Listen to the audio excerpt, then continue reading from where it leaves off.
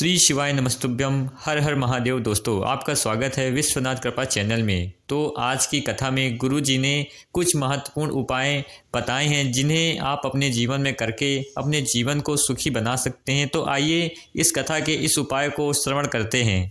कि शंकर जी के मंदिर जाते रहो, भगवान शिव को एक लोटा जल चढ़ाते रहो, शंकर भगवान को एक चावल का दाना चढ़ाते रहो, शिव के मंदिर में एक बेलपत्र चढ़ाते रहो, बेलपत्र ना मिले तो शंकर जी की उठाकर धोकर फिर चढ़ा दो, पानी ना मिले तो 3 बार ताली बजा दो, वो भी ना मिले तो शंकर के दरवाजे पर जाकर थोड़ा सा मुस्कुरा दो। भगवान शिव को लगेगा रोज आती है और मुस्कुरा के जाती है। पार्वती जी कहेगी मुस्कुरा इसलिए रही है कि 2 बार तो पशुपति व्रत कर लिए, रोज सोमवार का व्रत करती है, इसके बाद भी दुख नहीं कट रहा तो तुम्हें चिढ़ा कर जा रही है। शंकर जी कहेंगे अब इसका दुख मिटाना पड़ेगा, मुस्कुरा उसके दरवाजे पर जा, उससे कहो तो दिल की बात। इस शरीर को लोग कहते हैं आपके गुरुजी ने कहा कि भगवान से कुछ नहीं मांगना चाहिए, पर हमारी तो शिव महापुराण की कथा कहती है जो कुछ भी मांगना संसार से मत मांगना, उस भगवान से मांगना जो दुनिया को देता है वो तुम्हें दे।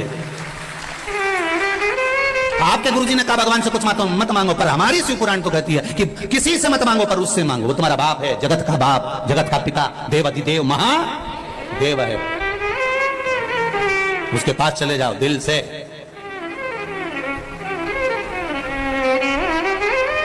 ये आत्मा, ये शरीर, ये सोने की रकम है, इस शरीर को भगवान तक लेकर जाओ। दुख जब आता है तभी रकम दुकान पर जाती है, तो ये शरीर भी जब ही जाना चाहिए परमात्मा के द्वार। अब बहुत गंदा हो गया, बहुत तकलीफ में हूं, कहां जाऊं, सारी दुनिया में भटक कर देख लिया मैंने। कोई कहता है ये करो, कोई कहता है वो करो, कोई कहता है ये करो, कोई कहता है वो करो। जब देखो, जब यूट्यूब खोलो, फेसबुक खोलो, तो कहीं ना कहीं का महाराज मिल जाएगा बताता हुआ ये कर लो वो कर लो। अब कहीं नहीं जाऊंगी, अगर जाऊंगी तो एक लोटा जल लेकर शंकर के पास जाऊंगी, क्योंकि इस जल चढ़ाने में ना ढोंग है, ना प्रपंच है, ना छल है, ना बेईमानी है, ना किसी का मन दुख है, ना अपना मन दुख है। अपन शिव के भरोसे, बस उसके सहारे पर एक लोटा जल चढ़ा कर आऊंगी और उससे कहकर आऊंगी कि मैं तेरे भरोसे पर, तेरे भरोसे।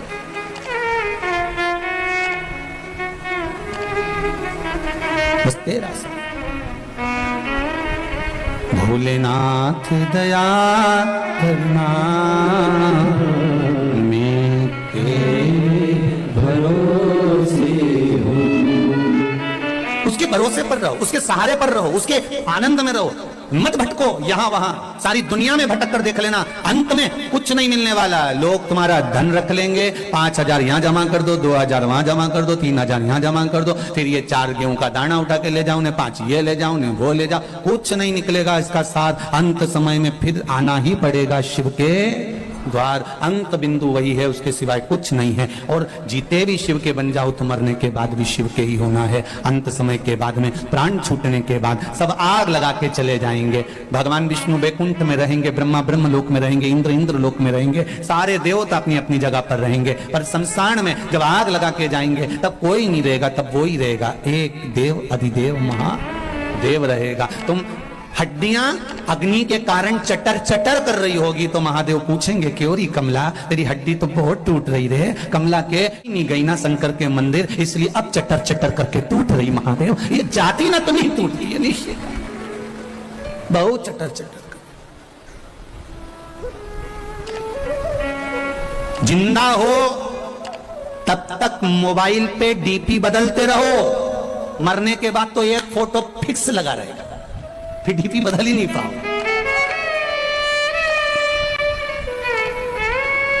मरने के बाद डीपी बदल रही है क्या? अरे बोलो तो सही, फिर एक जैसा फोटो, इतना बड़ा फ्रेम में, माला पूड़ी और खीर चिपकी हुई और तुम पल्लू लेके मुस्कुराती हुई। इससे ज्यादा कुछ नहीं जीवन।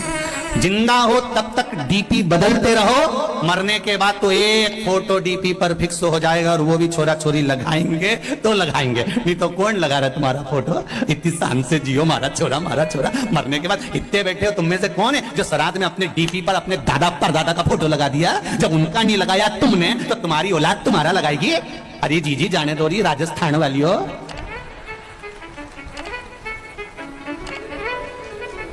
कोई नहीं याद करे, फालतू की बात। जब चले जाओ तो लोग बूंदी और सेव चढ़े खूब खाए, पर कोई नहीं याद करे। कौन याद करेगा?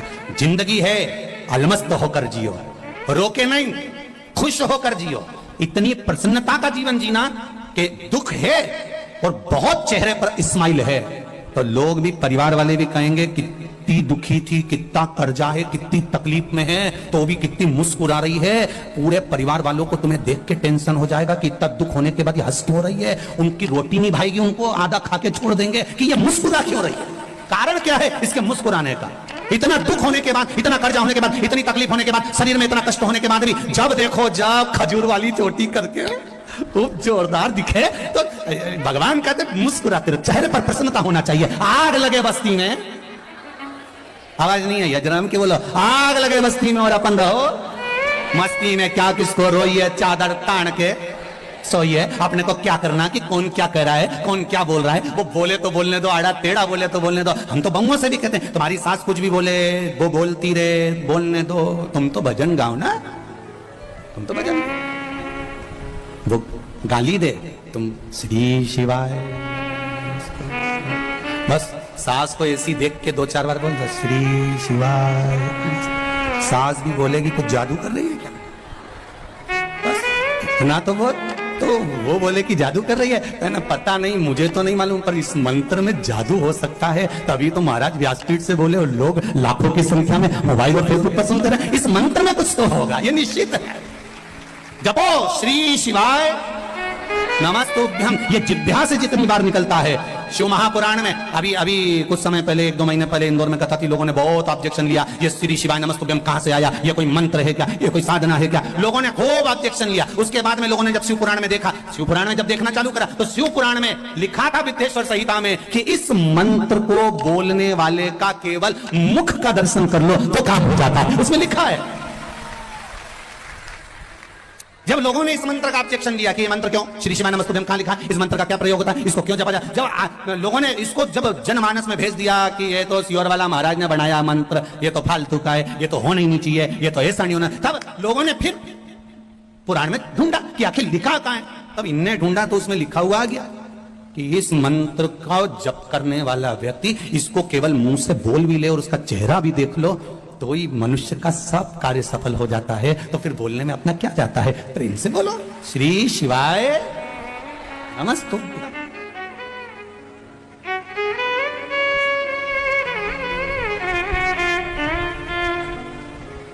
स्मरण है उसमें।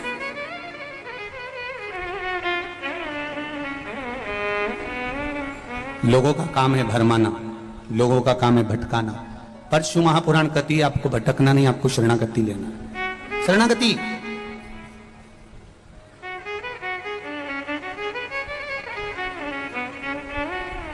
विभीषण लंका में रहते थे, कैकेयी अयोध्या में रहती थी। कैकेयी अयोध्या में रहने के बाद भी नहीं सुधरी और विभीषण लंका में रहने के बाद भी नहीं बिगड़े। कारण भीतर का जो संस्कार होता है ना, इसको कोई मिटा नहीं सकता। विभीषण के भीतर ऐसा संस्कार था कि विभीषण उससे डोला नहीं, और कैकेयी के भीतर जिदपन था तो उसको कोई टोला कोई नहीं। आज हिंदू सनातन धर्म के जितने त्योहार आते हैं, हिंदू सनातन धर्म की होली आई तो लोगों ने कहा पानी बचाओ, रंग मत लगाओ। दिवाली आई बम पटाखे मत फोड़ो, प्रदूषण आएगा। नवरात्रि आए गरबा मत खेलो, ये हो जाएगा वो हो जाएगा।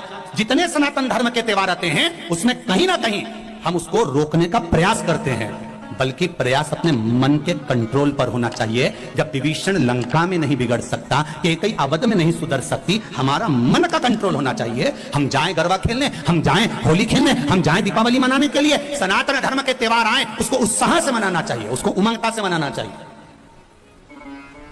और अपने मन पर कंट्रोल रखना चाहिए। हम कहीं गलत संगत में तो नहीं जाना। हमें हमारे माता पिता ने भेजा है, हमारे माता पिता ने हमको भेजा कि जाओ तुम, ये होली का त्योहार है, ये दिवाली का त्योहार है, ये गरबे का त्योहार है, ये त्योहार आया है, तुम अच्छे से मनाओ। रक्षाबंधन का त्योहार है, हमारे माता पिता ने जब विश्वास रखकर भेजा है तो हमारे माता पिता के विश्वास को हम तोड़े ना, बस इतना स्मरण होना चाहिए। बाकी का त्योहार कोई भी हो सनातन धर्म का, उसे दिल से मनाना चाहिए। जितनी उमंगता से मना सकते उतनी उमंगता से मनाओ।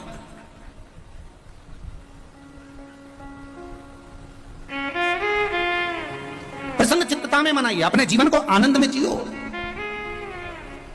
बड़ी मुश्किल से नर तन मिला है, ये लुटाने के काबिल नहीं है।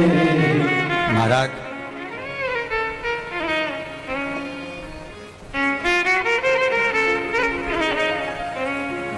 तिरासी लाख 99,999 जन्म फालतू के मिलते हैं। उसके बाद मनुष्य का जन्म है 84 लाख हुआ।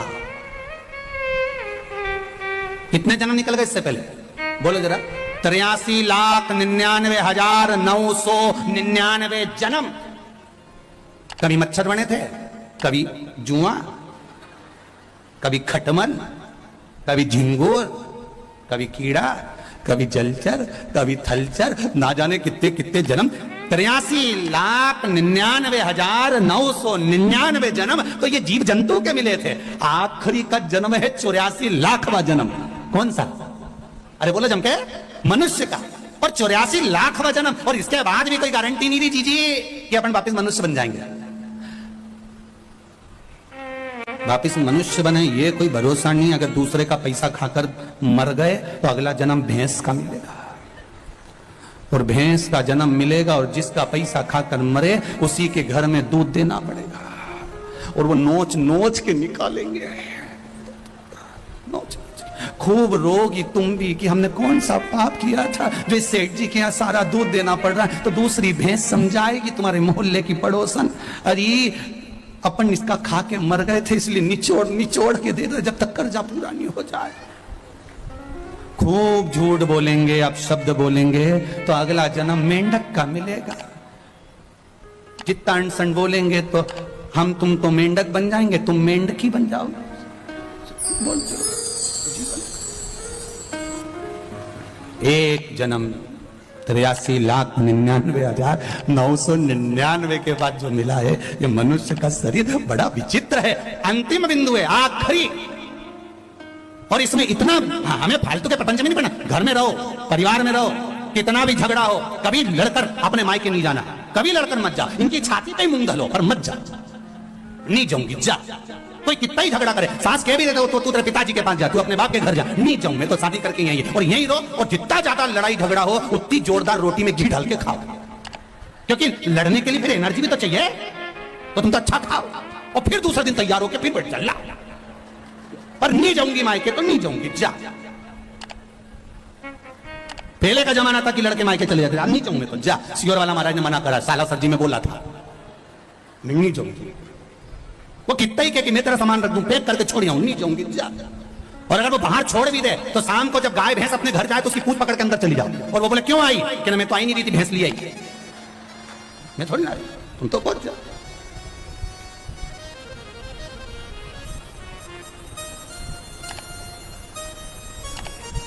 रहो प्रेमवश रहो। नियम ले लेना कि अब अपना 83,99,999 जन्म के बाद ये मनुष्य की देह मिली है, रोकर नहीं निकालूंगी, खुश होकर निकालूंगी। बीमारी आई है, रोग आया है, तकलीफ आई है, थोड़ा कर्जा हो गया है, टेंशन आ गया है, कोई बात नहीं। हर बात में एक बात को याद रखना कि मेरा देव अधिदेव महादेव मेरे साथ है, सब चिंता वो मिटा देगा। मेरा बालाजी सरकार बैठा है, सब टेंशन मिटा। क्यों सोच, किसके लिए? महाराज, मान सम्मान दुनिया देती है, अपमान मेरा देव देता है। इसलिए देता है कि वो अपनी ओर उसको मोड़ लेता है। थोड़ा थोड़ा कोई कभी आड़ा टेढ़ा बोल दे तो गुस्सा नहीं होना, बहुत सोचना कि भगवान ने तो गुरुजी की आज की कथा समाप्त होती है भक्तों। तो गुरुजी द्वारा बताए गए इन सभी उपाय को आप अवश्य करें, जिससे आपके घर में जो भी समस्या बनी है वो दूर होगी और आपको धन लक्ष्मी की प्राप्ति होगी। तो इन सभी उपायों को आप ज़रूर करें। अगर आपको इसी प्रकार प्रदीप मिश्रा जी के कोई भी उपाय को प्राप्त करना हो तो हमारे चैनल विश्वनाथ कृपा को अवश्य सब्सक्राइब करें और वीडियो को लाइक करें। धन्यवाद।